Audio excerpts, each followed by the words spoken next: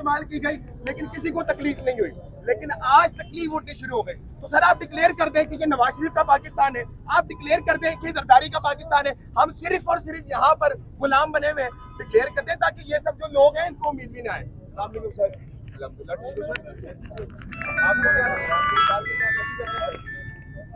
मैं digital media से hello Pakistan से जी जी, आ जाए काछा चौक में, इधर बात बता दें मेरा आ जाइए। सारा मीडिया इकट्ठा है, सारा मीडिया इकट्ठा, आ जाए, आगा लगा हुआ है मेरा मुंह में सारे कल रात आपकी काशा मेन पे, काशा मेन पे, आपने इधर ही बात करें ना, आप इधर ही बात करें, काशा चौक मेन पे, इधर ही बात कर लें। काशा चौक मेन पे आ जाए, सारा मीडिया लगा हुआ मेन सड़क पे।